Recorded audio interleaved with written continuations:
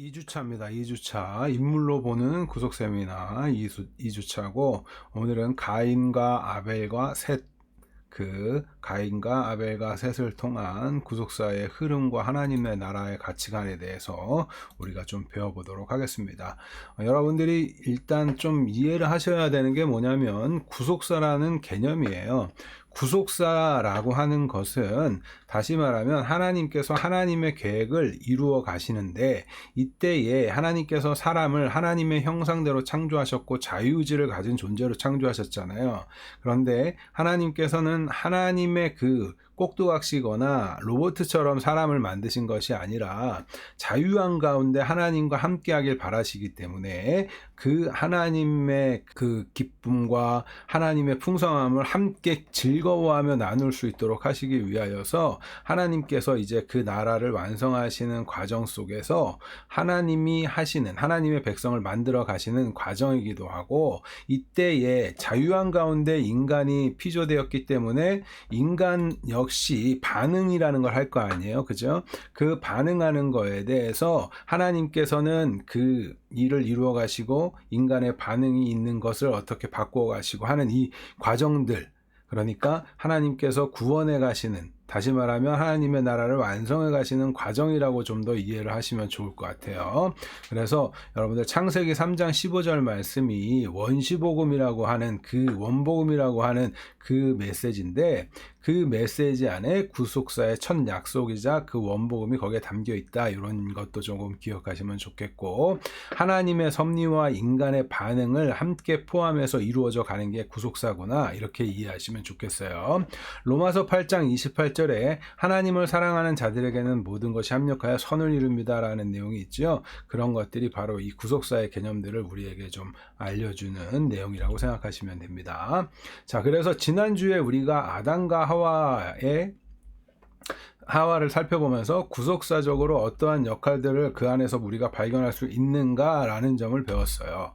그래서 하나님의 형상대로 지음받은 첫사람 그들을 통해서 이제 하나님의 구속의 계획이 시작되고 있구나. 사실 첫 창조라고 하는 거 하나님이 하나님의 나라의 완성, 다시 말하면 새하늘과 새 땅이라는 그 나라를 계획하시고 지금 처음 창조부터 시작을 해 가시잖아요. 사실 이 과정 자체가 구속의 계획을 이루어 가시는 과정인데 특별히 하나님의 백성을 만들어 가시는 이것을 우리가 지금 배우고 있는 거예요. 인물들을 통해서. 그래서 하나님의 형상대로 지음받은 첫사람은 구속의 계획의 시작을 이렇게 나타내 보여주죠. 그러나 그 인간의 반응이 어땠어요? 하나님의 법을 잘 지키는 순종의 반응으로 나왔어야 되는데 그러지 못했죠. 그래서 죄와 타락이 있었고 그 죄와 타락이 인간의 반응이라면 하나님은 거기에 대해서 그러면 인간이 타락했으니까 실패했어 이렇게 가시는 게 아니라 하나님의 은혜로 이제 구속을 점점 이루어 가시는 거예요. 그래서 우리가 성경을 볼 때 여러분들이 반드시 아셔야 하는 거는 하나님의 은혜가 얼마나 풍성한지를 우리가 어떻게 일하시고 어떻게 그 위대하심을 나타내 보이시는가 이러한 관점에서 성경을 좀 읽으셔야 하나님이 어떤 분인지를 알고 하나님과 친밀해질 수 있는 겁니다. 자, 하나님이 남자와 여자 아담과 하와를 창조하신 후에 혼인제도를 이렇게 보여주셨는데 이것도 하나님의 나라의 그 구속사적인 관점에서 뭐예요? 교회를 우리에게 표현해 주는 바가 그 안에 담겨져 있더라. 이런 내용을 지난주에 배웠어요.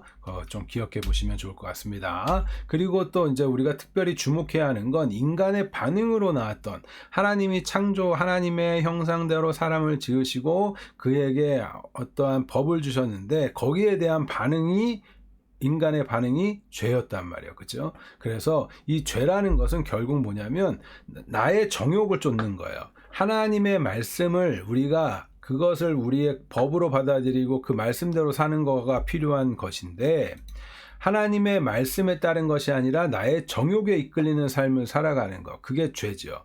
그러다 보니까 자신의 정욕을 채우는 것을 사람들은 착각해요. 어떻게 착각하냐면 나를 사랑하는 것이라고.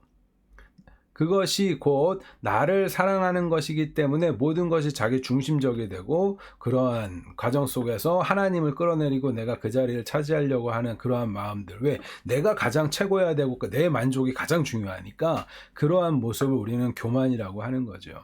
그러한 일들을 하는 그것이 죄의 본질입니다. 이 죄로 인하여서 하나님과의 관계가 이제 끊어지게 되는 거예요. 자, 하나님과의 관계가 끊어진다라고 하는 것을 우리는 이미 잘 배웠죠. 그걸 뭐라고 그래요? 사망이라고 하죠. 그래서 하나님과 관계가 끊어져 있는 건 사실 죽어 있는 상태인 거예요. 죄와 허물로 죽었던 상태. 네. 그러나 예수님을 통하여서 이제 우리가 구속받고 하는 것은 우리가 이제 다시 살게 되는 거죠. 하나님과의 관계가 파괴되니까 하나님으로부터 숨게 되고 하나님이 두려워지고 이러한 일들이 발생했잖아요. 그래서 우리가 아담과 하와의 내용을 통해서 그런 내용들을 살펴볼 수 있었습니다. 그러나 그럼에도 불구하고 하나님께서는 앞서 말씀드린 원시복음, 여자의 후손을 통해서 뱀의 머리를 상하게 할 것이고 뭐 이렇게 막 그런 메시지 있었잖아요. 그러한 복음을 주시면서 하나님의 은혜가 이제 계속 구체적으로 점점 나타나지는 거예요. 하나님께서 가죽옷을 그 아담과 하와에게 입히시는 것도 그러한 은혜가 그 안에 담겨져 있는 거고, 하나님은 이렇게 하나님의 위대하신 계획을 이루어 가시는구나, 이것을 발견하셔야 합니다. 자, 오늘 배우는 내용이 바로 가인과 아벨과 셋입니다. 아담과 하와의 그 아들들로 나오는 이 세 인물에 대해서 오늘 살펴보도록 하겠습니다. 먼저 가인이라는 이름의 뜻은 얻다, 소유하다 라는 이름이에요. 그리고 아벨은 허무, 덧없음, 안개, 이런 이름이에요. 셋은 대신, 대신하다, 임명하다, 이런 이름이에요. 자, 창세기 4장에서 아담과 하와는 가인과 아벨을 낳았습니다. 그리고 아벨이 죽은 후에 하나님이 셋을 대신해서 주세요. 그래서 이 창세기 앞부분의 내용을 여러분들이 굉장히 잘 알고 계셔야 하는 이유가, 사실은 이 내용을 통해서 성경 전체를 이해해 가고 하나님이 어떻게 하시는지를 그 안에서 다 발견할 수 있기 때문이거든요.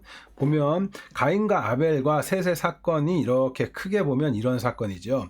가인과 아벨이 제사를 드립니다. 그러나 하나님이 그 제사를 아벨의 제사는 받으시고 가인의 제사는 받지 않으시고, 그 일로 인하여서 가인이 살인을 저지르게 되는, 그래서 아벨이 희생당하게 되죠. 그리고 가인은 이제 추방당하게 되고 아벨을 대신해서 셋이 태어나는 이 과정 속에도 하나님께서 하나님의 뜻을 이루어 가시는, 하나님의 그 위대하신 계획, 그러니까 구속 계획을 이루어 가시는 그 내용이 이 안에 담겨 있단 말이에요. 우리는 그것을 자꾸 캐치해 내셔야 돼요. 자, 가인의 탄생을 좀 더 살펴보겠습니다. 창세기 3장 15절에 이렇게 기록하고 있어요. 내가 너로 여자와 원수가 되게 하고 내 후손도 여자의 후손과 원수가 되게 하리니 여자의 후손은 내 머리를 상하게 할 것이요 너는 그의 발꿈치를 상하게 할 것이니라 하시고, 이런 말씀 있죠. 이거를 우리가 원복음, 원시복음 이렇게 표현하는 내용이에요.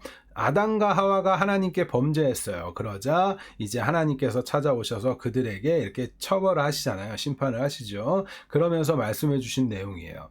이때 여자의 원수가 되게 하고 할 때 이거는 뱀에게 말씀하시는 거죠. 내가 너로 할 때 뱀, 그러니까 사단에게 말씀하실 때 여자와 원수가 되게 하고 내 후손도 여자의 후손과 원수가 되게 한다, 이렇게.